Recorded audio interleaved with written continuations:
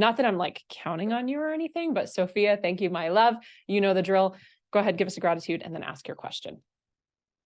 Very grateful for you in my life and to be on here with all these amazing ladies today. Thank Love you. it. So, question, spit it out. So it's like the evening in the US, and I kind of stole a bit in the UK. See, but I'm like, okay. you're not in the US. No, I feel like I am because I'm talking to all of you. My accent goes funny and everything. So I did Empower about a year and a bit ago. I created a program. I've just run my second season of the program. And I had the biggest compliment. I promise I'm not a plant, guys, but I had, yeah, it's really great. It ran really, really well. And somebody said, "Oh, did you get the numbers that you wanted?" And I didn't get the numbers that I wanted, that I'd shot for. But what I did get was exactly the right women in the group. So I had two, and they were exactly the right people. And it all flowed, etc. So what I would like is more of those people, Yeah, more of those women coming sure. in. And it's just, I'm just not getting the numbers through the door. Mm. So I'm Wait, what's the thinking, question? how do what can I do to attract that? Yeah, that's a You great know? question. Does anyone else feel similarly, whether you've run a program, a course, or anything like that, or not, where you're just like, how do I attract more of the right person? How do I get more people in the door? Okay, awesome. This is a great question and a great place to start. So often the question that we ask is exactly that. It's how do I get more leads? How do I get in front of more people, right? How do I attract more of the ideal client? The quality of your questions will determine the quality of your life. So I would love to reflect back to all of you, anyone listening, how can we actually ask an even better question? Not better as in this one is bad, but better as in it will get you more clarity, it will get you further, it will move the needle further. Because here's the thing. If we have, let me think of an analogy real quick. If we're throwing a party and at this party, we expect to have 20 people. So we have 20 chairs, we have enough food for 20 people, and we're prepared to have 20 people in our house and using our bathroom. And we want them to stay outside, but we're prepared for the 20 people that are going to come. And then one of your neighbors ends up telling someone else about it. And then it goes viral on social media. And the day of the party, 600 people show up. Would you be prepared to hold 600 people at your house? Would you be prepared for 600 chairs, food for 600 people? No. So it's not really how do we get in front of more people, because we might not be ready for those people. We might not be ready to hold those people. But what I love that you said, Sophia, was how do I attract more of the right person? And I think that there's a lot of layers to this. So number one, and you're not going to like these answers, you can go ahead and write these down, take notes today if you want. Number one is just time. Like, I love you and I've coached you so I can be a little tougher on you, but like you've been doing this for a minute. You just started this, you've done 2 rounds of your program, you've only launched it twice. You've barely talked about it in the scope of how much someone can talk about something. So when we look at a company like Charmin toilet paper, Budweiser, Victoria's Secret, Amazon, like all of these companies, we know of their brands because they've been talking about them every single day for the last 10 years, 20 years, 40 years, 50 years. So when you have been talking about the thing that you're doing for 6 months relative to something else like that, right? It's like, so there's the one level of it is just, you just need more time. People probably don't even know about it yet.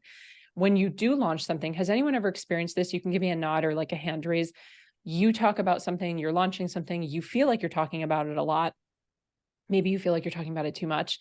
And then someone in your audience or a friend, someone who's not even interested in what you're buying or what you're selling says, "Oh, I didn't even know you were in a launch." And you're like, "What? I've been talking about it every day." And they're like, "I didn't even know." And you're like, "How did you not know? That's so weird." So there's an element of you might just not have talked about it enough. You might need more time under your belt because we're harvesting seeds here. That's what we're doing, right? And there's seasons in business like anything else. And so there's the time that you're going to plant the seed and then you're going to nurture the seed and water it and, give it its sunlight and all of that. And you're going to wait. You're not going to pressure it to pop through the surface of the earth. You're just going to wait until one day it finally does. And then it's a little seedling or sapling or whatever. I don't know anything about harvesting. And then one day it turns into a plant or a tree or a bush. And then eventually it reaps its fruit. But that's the last part of the tree to grow, is the fruit.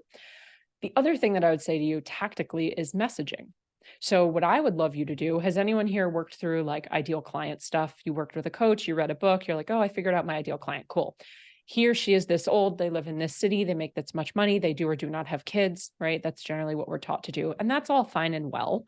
That's fine and well. Those are demographics. I'm personally more interested in a psychographic of how your ideal client thinks and how they show up, and their character traits of, are they coachable? Are they resourceful? Do they have integrity? Are they willing to raise their hand on a call and ask a question despite the fact that they're scared out of their boots, right? Like, those are psychographics. I care more about that than demographics. I don't care where you live or how much money you make. But to go a level deeper, if you have worked with clients before, so you just said you had 2 incredible women. What I want you to do, and I want all of you to do this when you work with people, after a program is done, every time we complete a round of our signature program, when it's done, I will look at all of the people who joined that round, and I will write down the names of those in the group that actually were ideal clients. Because believe it or not, in a class of 50, sometimes not everybody in there is actually an ideal client. And so I look at all of their names, and I can do this on like a spreadsheet of their names, or I can use pictures of their faces. And I will look and say, who in this group this time was an ideal client? And then usually in the past, what I've done is print out like a little picture of their face, or I'll write their name on a sticky note and I'll stick it up on my wall. And I'll look at the 4 people, the 8 people, the 12 people who really were an ideal client. And I'll say, okay, what about this person made them ideal? What did I love about them? What did I love about how they showed up? What did I love about the questions that they asked? What did I love about how they were in the container with the other people? And then I'm going to, underneath their name, because y'all know I love sticky notes, underneath their name, I'm going to write down all of those different qualities, characteristics, infographics, demographics, psychographics. And then I'm going to compare them to each other. And I'm going to look for common, similar things that, oh, this is so interesting. The 7 women in this room who really were my true ideal client this round, they all were very blank. They all had this one trait like blank. And then what I'm going to do is I'm going to take that information, and where am I going to put it? Into my future content and launch? Who knows? Anyone? You can write it in the chat box. It starts with an M. Where am I going to put that? Yeah, in my messaging. No, you're good. You're good. I'm going to put that into my messaging. So in order for me to attract more of the people that I want to work with, I need to get more and more specific.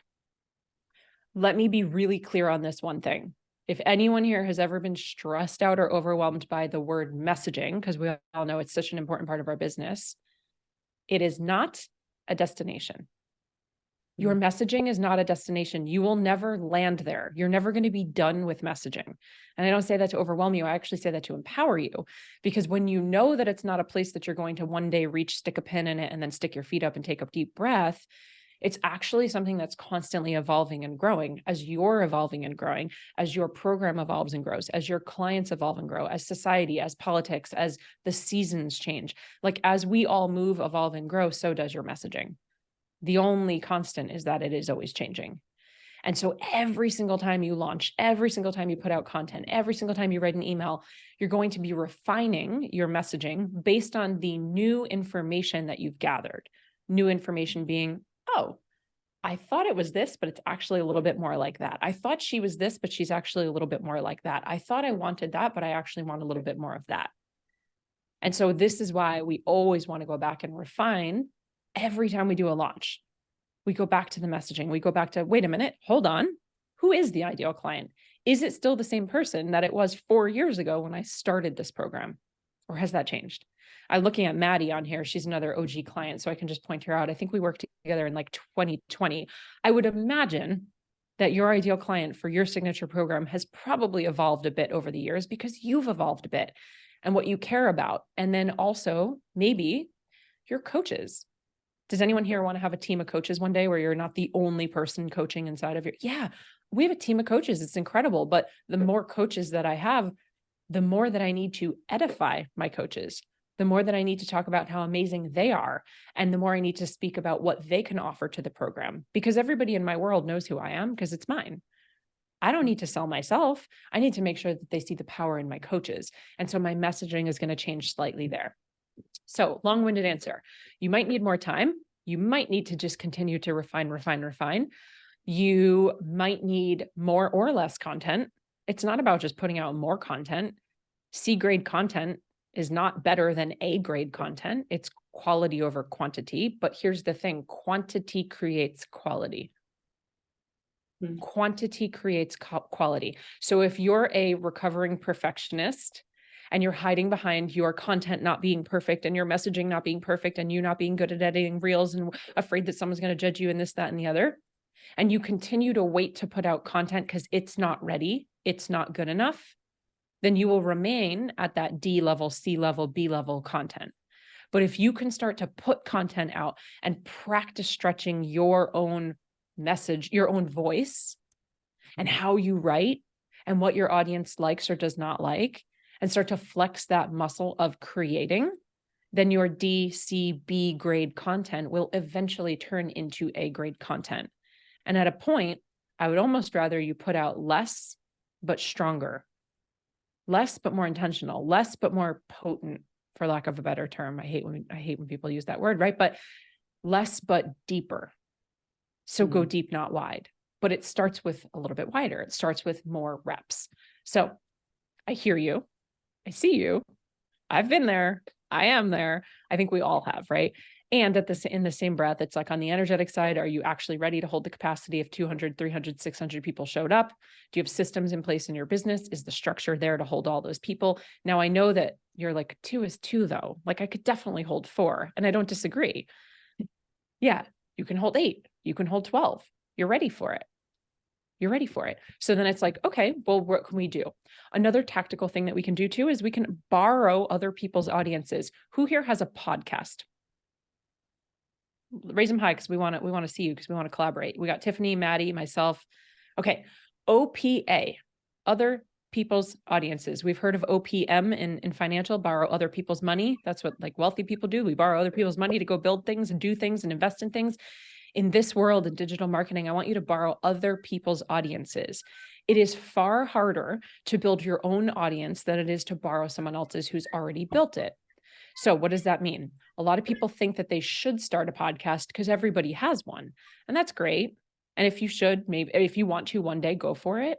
But also, if someone already has a podcast, a coaching program, an Instagram, an email list, what would it look like if you came in and you just delivered value? You gave, not to get, you just gave, and you got to get in front of that person's audience.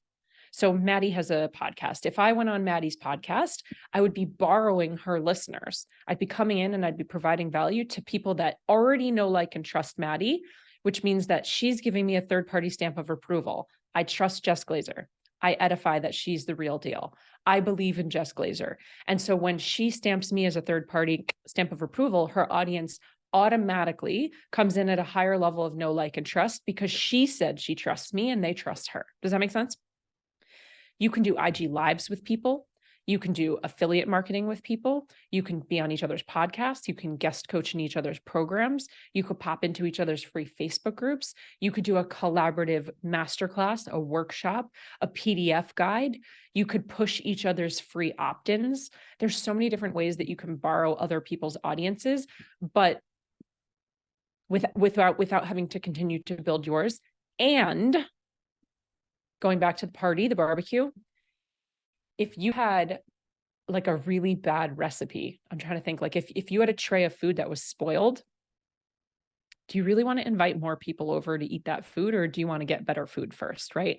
So what I'm saying there is sometimes our offer or our messaging is a little bit off. And so before you go running and borrowing other people's audiences and worrying about how do you grow your audience, my belief is that you should really hone in on, tweak, fix, and I say fix in quotes, fix your content, fix your messaging, fix your offer before you're worried about trying to get in front of more people. We don't want to get a bad recipe out to people. We want to refine the recipe, make sure it's really good, and then we ask everyone to come try it. Make sense? I gave you a lot of answers. Some that you might not like, but that's okay. We could circle back to this because this is something that a lot of us struggle with. A lot of us struggle with this. there's one last element on the energetic, like spiritual side of things too. Not only will the universe, or whatever you believe, God, Buddha, Allah, whatever, in our world, we say pizza because we just want to, like, we're just like, pizza is like the higher, because everyone can understand that, right? Who doesn't like pizza?